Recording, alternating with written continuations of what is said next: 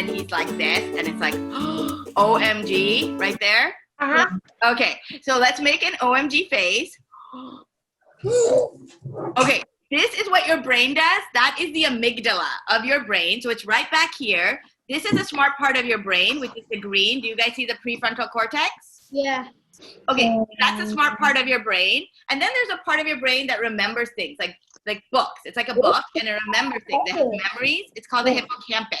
Right now, I want you to draw the part of your brain that starts freaking out, and it starts freaking out maybe if a car is about to hit you, maybe if a ball is coming at you. Do you guys see this ball that I'm gonna hit you with? Yes. So what would your brain do in that type of situation? Amygdala. OMG. Let's do OMG. OMG. But you know what it also does OMG to? When it thinks coronavirus is out there. When it thinks coronavirus is outside somewhere and it's about to get you, your brain might be thinking, OMG, OMG, like, is this going to happen to me? Is it not going to happen to me? Is it going to happen to my parents? So sometimes there's things that it may not probably happen, but, we think that it might happen. So I want you to draw your own OMG in your brain right now. What does yours look like? So mine kind of looks like this because I created this book. So, and we're going to look at, this is the book that I'm looking at. It's called Brain-Based EQ. So in the book, there's also, again, the OMG guy, right? So this is the same page I'm looking at with you. So this OMG guy is always doing things in your brain, in your mind. Okay, so let's go ahead and make him the way you think it happens in your own body. Okay, draw what your head, in your own brain. So mine is a little bit like, I'm actually making it a little bit different because he does go crazy sometimes. And sometimes it's like if a teacher calls on you to go up in front of the class, your brain gets mine. Drawing your own amygdala. So can everyone say amygdala? Amygdala. Okay. Okay, so your amygdala is kind of similar to the picture I showed you. This is my OMG. And that's when you just start freaking out, like about different things. So sometimes it's good. If a car is about to hit you, is it a good thing if your brain is saying, OMG, move out of the way? Yes, right? It's a real threat. Let's say a lion is coming to get you. You're camping and there's a lion or a bear that's about to be right in front of you. Is that scary? Yes. No. That's kind of scary. That's an OMG, I would think.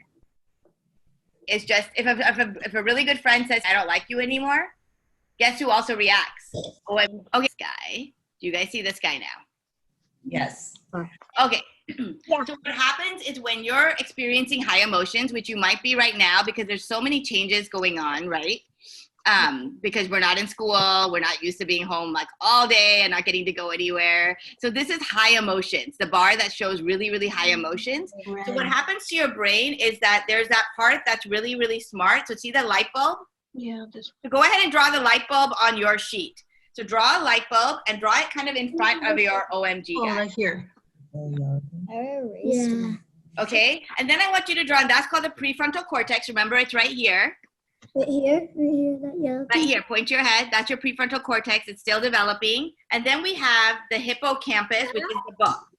This is like when you have like all your memories, all the things that are stored in your memory. So this is your hippocampus in your books.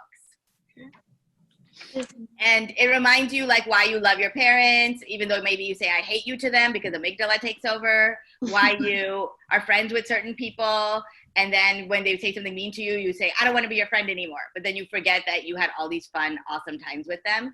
So amygdala is not good when sometimes it's not a real threat, but it is good when it's like a real threat and it's helping you move away from things that might hurt you.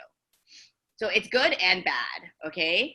So what is happening when this gets really, really worried or stressed out is, so first, let me see if you guys drew. So what I like to do is I like to use green for the prefrontal cortex because it's kind of just reminds me of that it's smart. It's like the go sign, like when the prefrontal cortex is working, you can make good decisions. And I like to use blue for the books.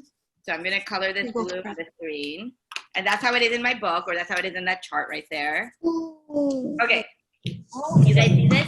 It's green for prefrontal cortex, the smart guy, and blue for the memories.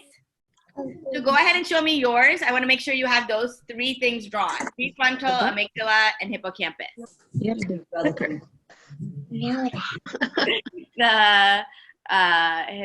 So the hijack is I want you to cross out your prefrontal cortex and you cross out your hippocampus.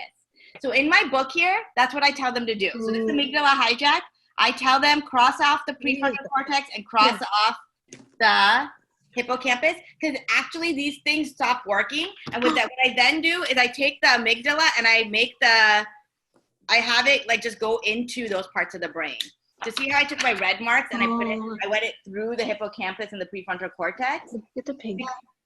Because a hijack means that these two parts of your brain are not working anymore. And that's why it's not good to make decisions when you're so mad, or to think about what you're saying, because you might be hurting a lot of people's feelings if your amygdala just starts.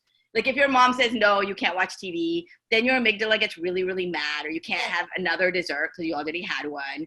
Yeah. Then your amygdala goes, I hate you, go away, I don't want to see you anymore.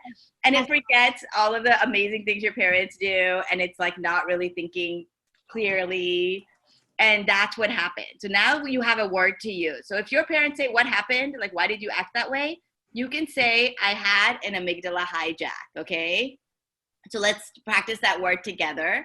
Amygdala I'm not going to practice this. hijack. And a hijack is it took over your brain, basically. The good part of your brain is the prefrontal cortex. Oh, this one. Okay, and it's that's the part that actually doesn't even finish developing until after the teen. What happens to your body is maybe you hit back because you're so mad, but maybe you cry because you're so mad too. So maybe you flight means you cry or run away and go to your room. Fight means you're punching back, fighting back. Do you guys see this page? You. Okay, good. Okay, so sometimes when your amygdala is hijacked, you may get a headache. You may start sweating.